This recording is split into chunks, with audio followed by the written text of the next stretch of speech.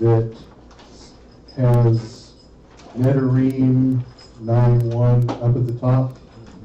That's been provided for your convenience because I suspect no one has a copy of the Talmud with them. For one reason, if for no other reason, the fact that the Talmud is about the size of the 7 encyclopedias. So,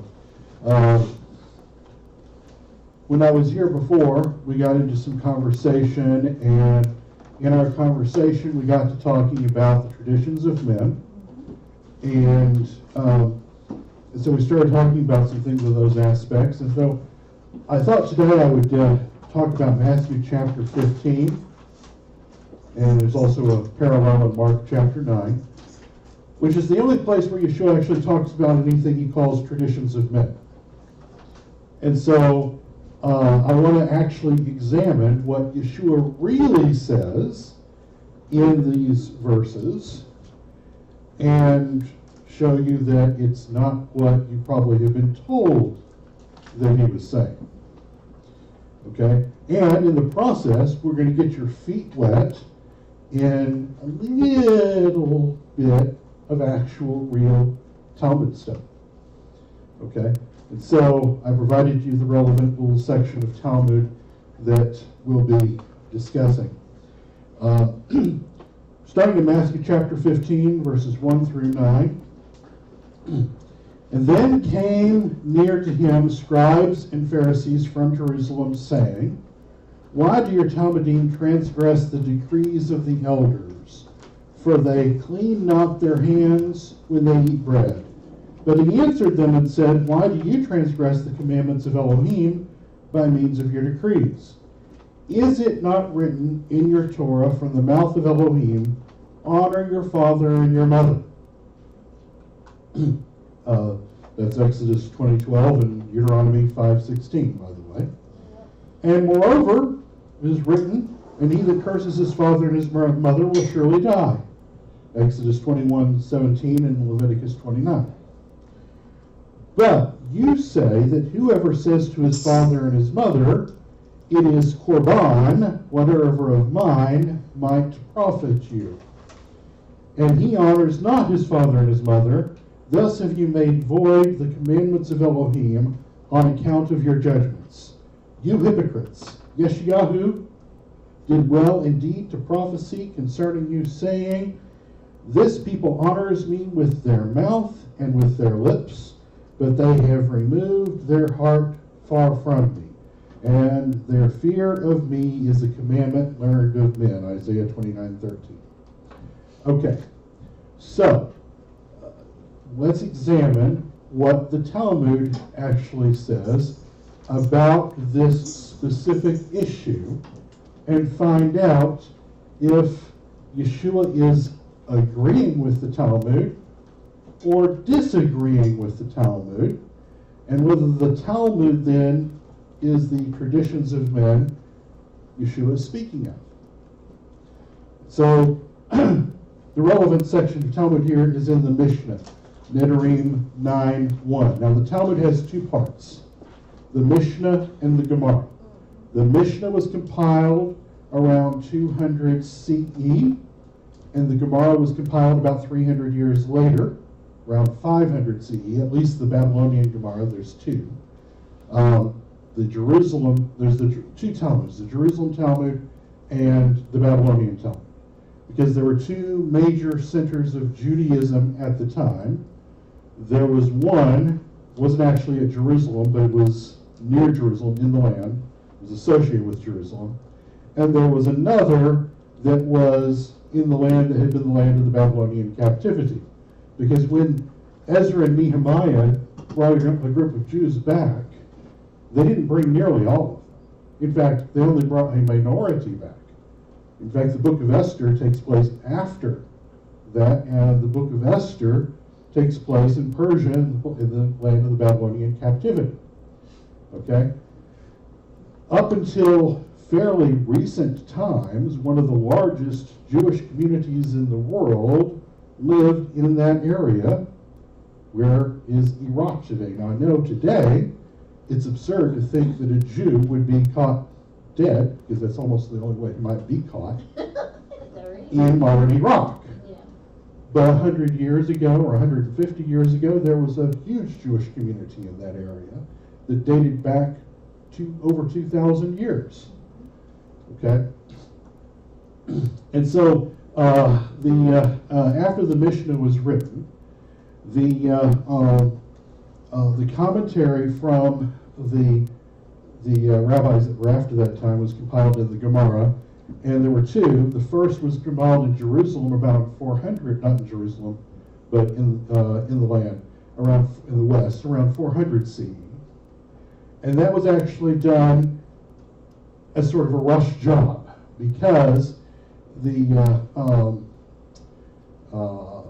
Roman Catholic Church, the Holy Roman Catholic Church, which was at this time synonymous with the Roman Empire, had really come down hard on Judaism, and they were afraid that if they didn't get these traditions written down, there wouldn't be enough Jews left in the region that knew them.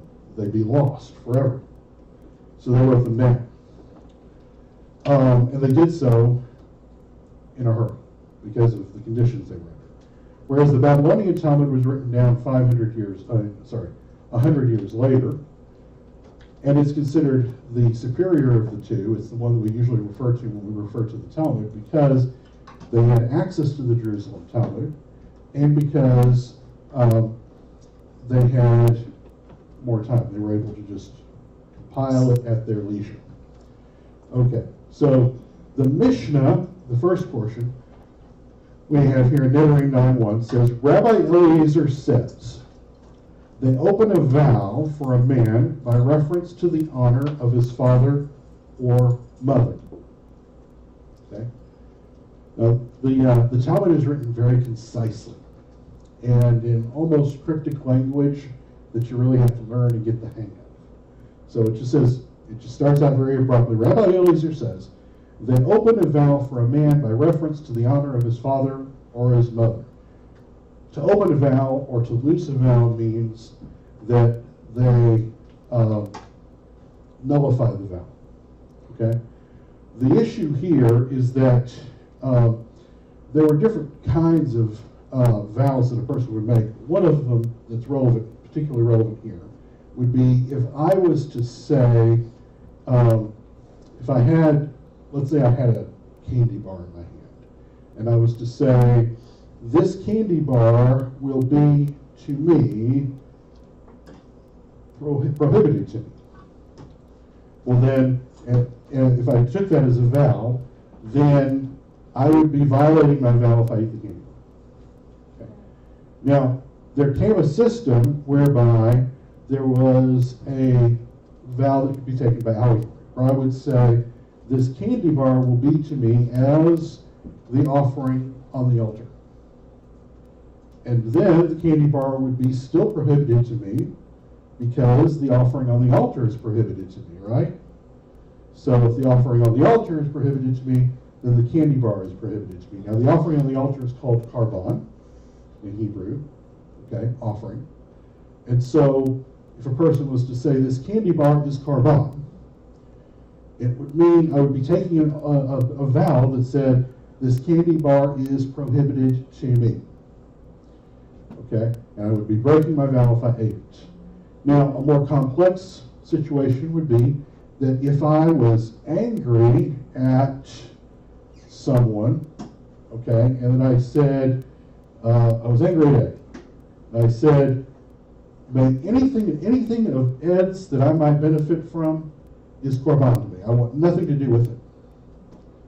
Then that would be a vow, and I would be breaking my vow then if I had any association with Ed. If Ed offered me something, gave me something, I would have to turn it away. Okay? I might also say something like korban if I enter his home, meaning I'm prohibited from entering his home. Okay. So you understand sort of the background. Now, if a person wanted to be released from a vow, there was really only one way you could be released from a vow. And the one way you could be released from a vow, at least the primary way, was if that vow was given or made in error. And the classic example that's given in the Talmud of the vow that's made in error is the husband who thought his wife stole some money. And so he's angry, and he takes a vow, and he says, Korban, if I benefit anything from you. So he puts this gulf up between himself and his wife. And then later, silly man, he finds where he put the money. Oh man, do I feel stupid. I got all angry and I made this vow, and she didn't steal the money after all.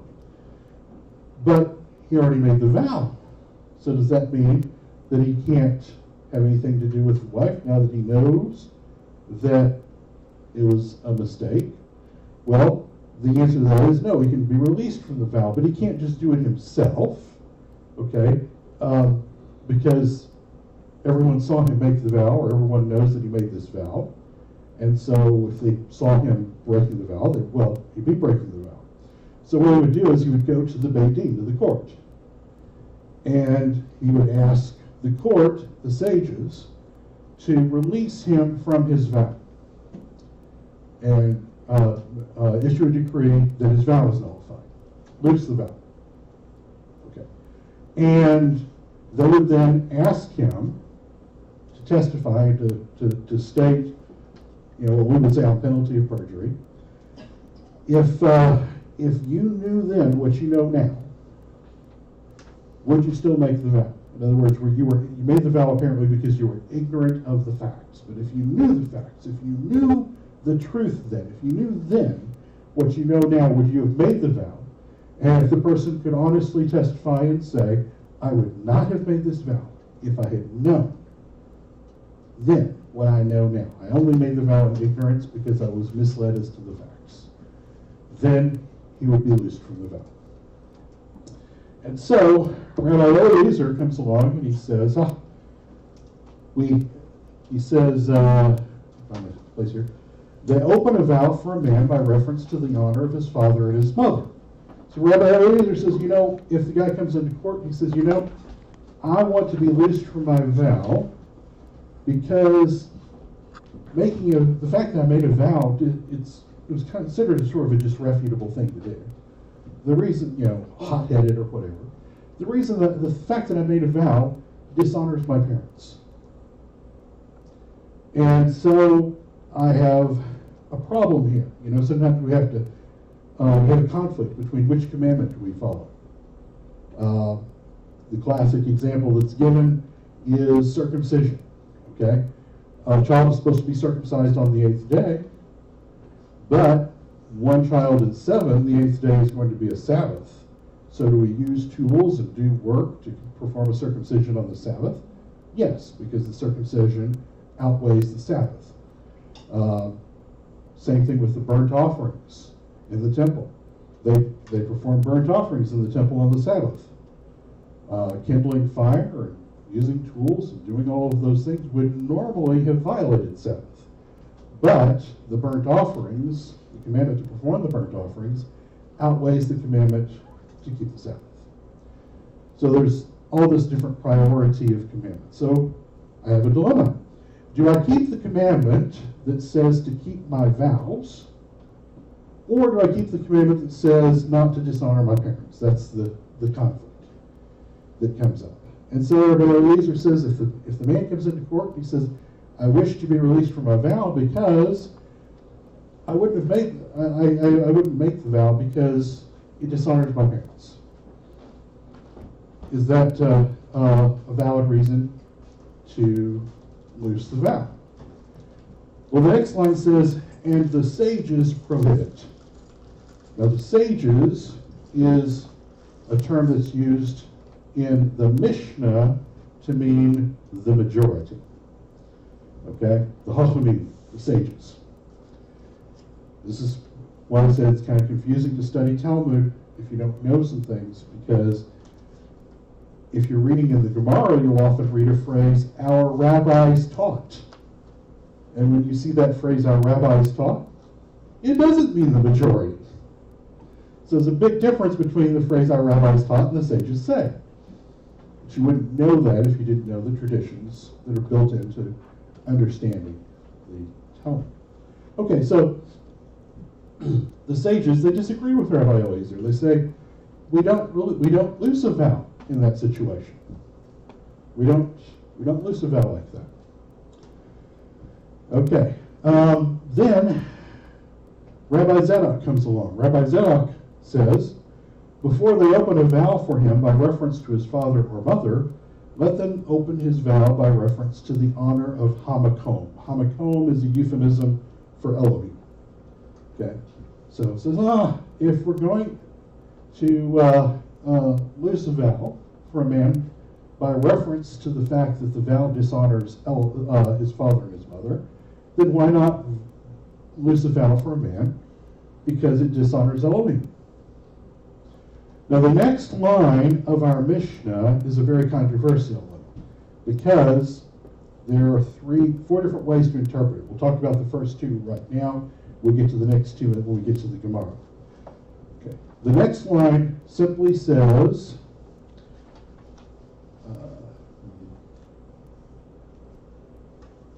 if so, there will be no vow. Well, what does that mean? The problem is we don't know who is saying it.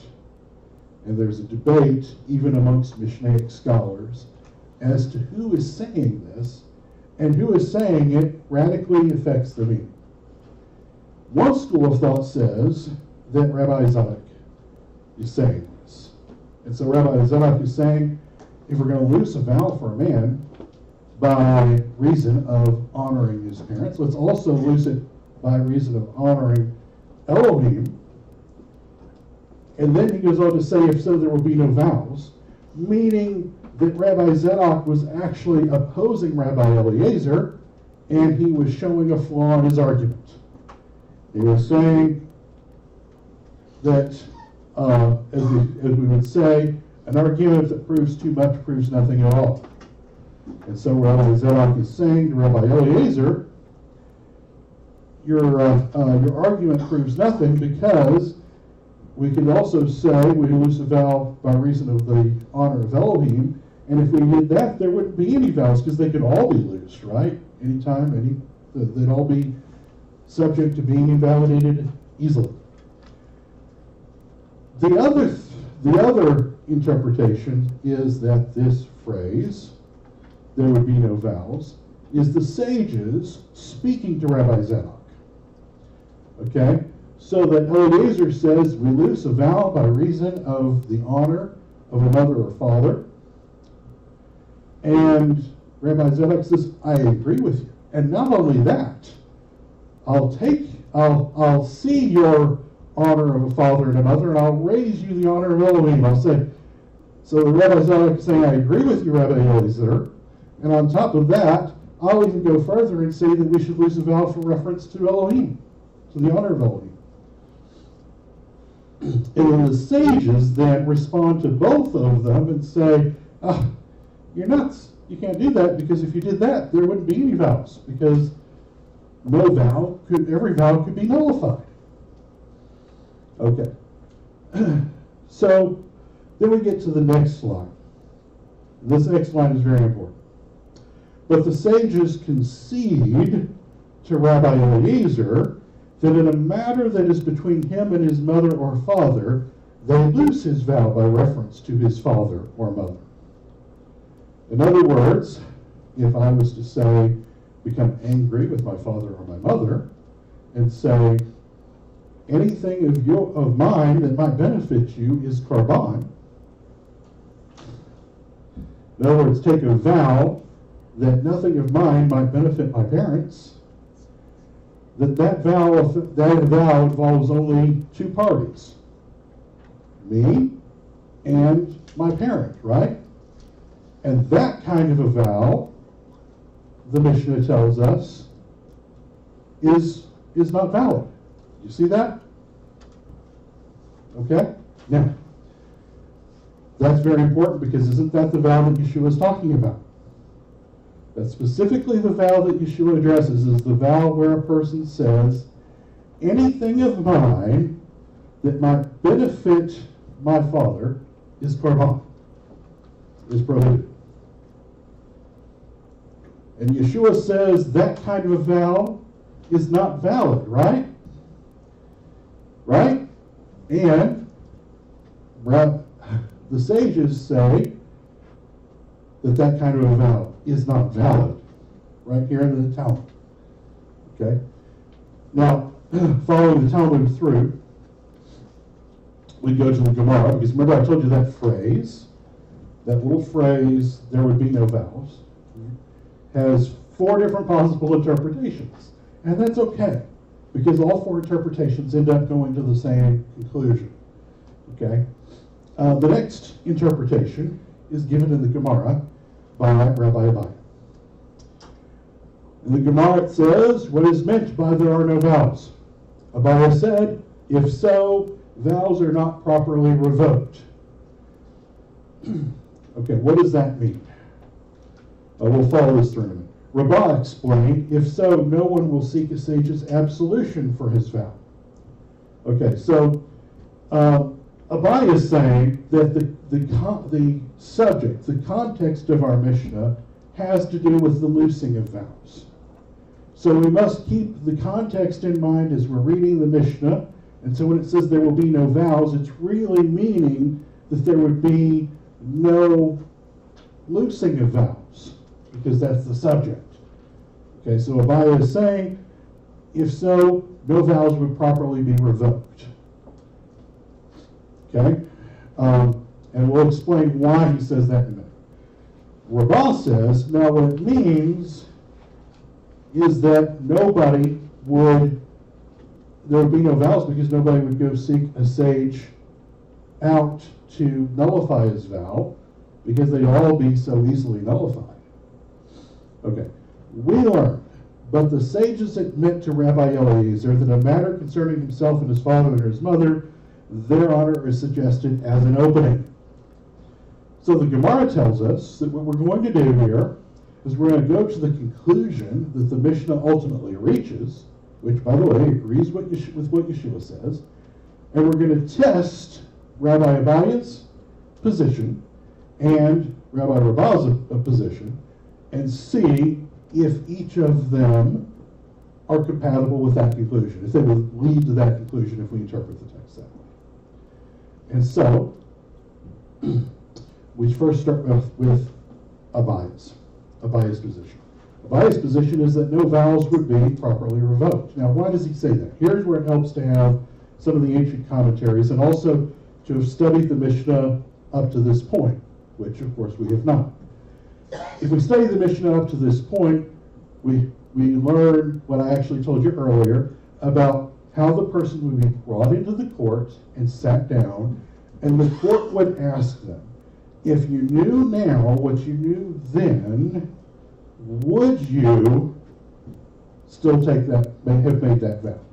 And the person has to honestly be able to testify that if they knew all the facts properly, if they knew everything then that they knew now, they wouldn't have made the vow. And Abaye is saying this doesn't work, because if we talk about, there's 3 cases that are basically talked about. There's the case of the person that says, I want my vow loosed because it dishonors my parents that I made a vow. There's the person that says, I want my vow loosed because it dishonors Elohim that I made a vow. And the person who says, I want my vow loosed because it dishonors my parents and it doesn't really involve anybody but me and my parents. Nobody else is involved in the situation. Okay? So if we look at the situation where which is immediately in context, if we go back to our Mishnah, it says that if there would be no vows if a person was able to say, I want my vow loosed because it dishonors Elohim. So Abaye says, what it's saying here is that no vows would be properly revoked, because can you really bring somebody into the court? And remember now, the rules of court, can you really bring somebody into court and say, would you have dishonored Elohim? If you had known then what you know now, would you have dishonored Elohim? Is anybody going to say, well, yeah, I don't really care about Elohim, I would have dishonored him? No, nobody's going to say that. You can't really reasonably expect anybody's going to say that. We have a similar kind of rule in court today where a defense attorney is not allowed, well, no attorney is actually allowed to ask a witness a question that he knows premeditatedly that the answer to that question will be a lie. In this case, the court cannot reasonably expect to get a real answer. And if the court can't get a real answer from the witnesses giving testimony, how can the court make a real determination? So the court can't make a real determination because the court can't really get to the bottom of it, because nobody is going to sit there and say, I would have dishonored Elohim. So that's what Rabbi Abai says. But his study partner, Rabbah, you see the two of these guys were study partners in the 3rd century. So they were good-natured buddies that would challenge each other. You know, iron sharpens iron, as we read in Proverbs. And so Abiah responds and says, is that the answer to that problem is, in other words, he's asked, how would we still get to this conclusion then? If in fact what you say is true, then why would a vow be loosed when it involves only a mother and a father? And Abiah says, and this is where it gets also difficult to understand, now Abiah, who explains it as meaning, if so, vows are not properly revoked. It is well here, since he has been so impudent, he is impudent. Now, you're like, what in the world does that mean? What Abiah is saying is that since he has been so impudent as to make a vow that on its face dishonored his parents. I mean, if I say anything to my father, if anything of mine that might benefit you is karban, that's dishonoring him on the face of it. Okay? There's no question then that I dishonored my father, because the very nature of that vow dishonors my father. So it's already on the table before we even get into court that I dishonored my father. So it then can be reasonably expected that the court could ask me if I would really make that vow if I'd known everything, and they could get a reasonable, honest answer from me, because there's no reason for me to try to hide that I took a vow that dishonored my father, because that's already out there. It's part of the case. So Rabbi Abiah says, it still comes to the same conclusion. Rabbah has a different point of view. Rabbah says, if so, none will seek a sage's absolution for his vow. So Rabbah says, look, if any vow could be loosed simply by referencing the honor of Elohim, if anybody could just come into court and say, you know what, I want to be loosed from my vow because my vow, the fact that I took a vow dishonors Elohim, and so I want to be loosed from my vow by virtue of that. If they go to court and they say that, and they can be loosed, and it's guaranteed, and any vow could be said to dishonor Elohim, then why bother? Why go through the motions of going to court? So Abiah challenges Rabbah and says, why would anybody go to court and have their vow revoked? And Rabbah responds very simply and says, because they know the process, they know that in other situations they have to go to court to get their vow revoked. They will know they have to go to court to get this vow revoked as well. Okay, and so that's what it means when he says, I will tell you, since all other vows cannot be revoked without a sage, it will be offered as an opening here also.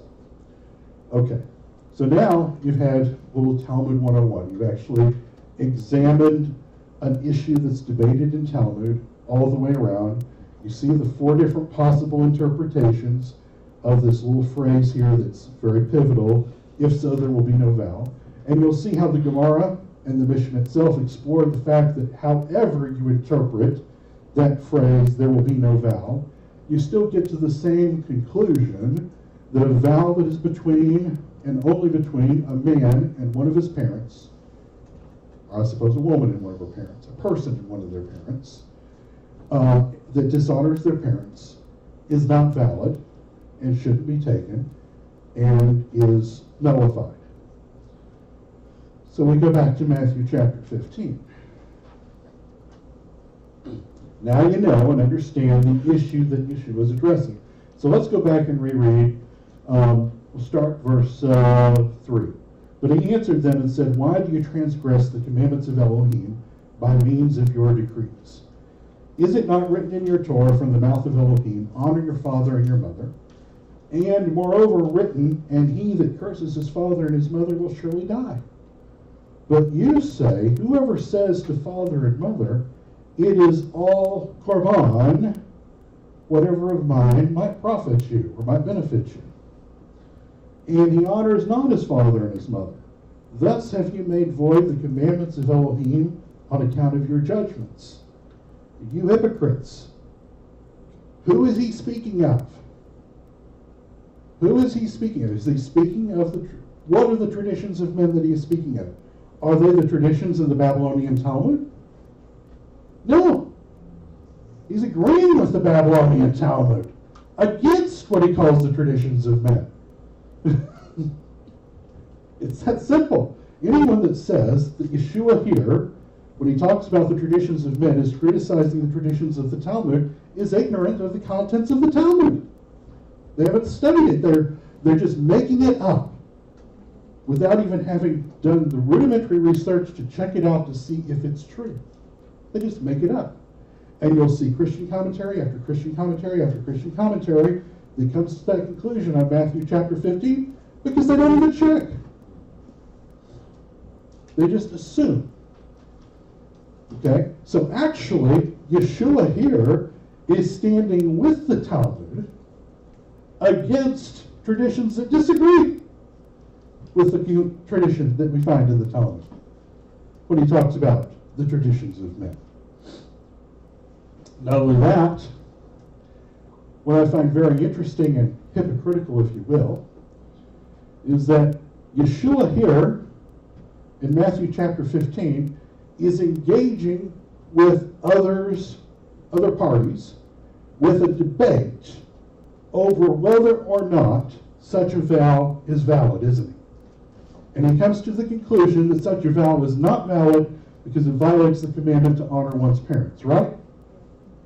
The Talmud contains exactly the same debate in somewhat more detail, so you can actually understand Yeshua's words better now. See that? You can actually understand Yeshua's words better by studying the Talmud. You can actually understand Yeshua's words better now. Okay? Not only can you understand Yeshua's words better now, but Yeshua and the Talmud are saying the same thing, and Yeshua and the Talmud is also covering the same debate and coming to the same conclusion. So why does the Talmud get criticized and Yeshua get blessed, if you will, by the commentaries or whoever, commentators, when they're both doing exactly the same thing? Isn't that hypocrisy? Isn't that what's the word for it? A double standard? The double standard. Yeshua and the rabbis and the Talmud engage in the same debate over the same issues, come to the same conclusions, and Yeshua gets a free pass and the Talmud gets categorized as the traditions of men. It doesn't make sense. It's just bad scholarship. Okay? So, next time you hear somebody go traditions of men, and say, oh, you're all caught up in the traditions of men, you can, well, if you keep this handout, you can show them, if you can go through, remember forever what I told you today, it'll be on YouTube. You'll be able to go through and you'll be able to show them that no, Yeshua is agreeing with the Talmudic traditions in Matthew chapter 15 and criticizing those that reject those traditions as holding traditions of men. It's the other way around. It's exactly the opposite of what you've probably been told. Okay? All right. That's it for today. And next time I hope to maybe do some discussion of the time. So Shua Tov, everyone.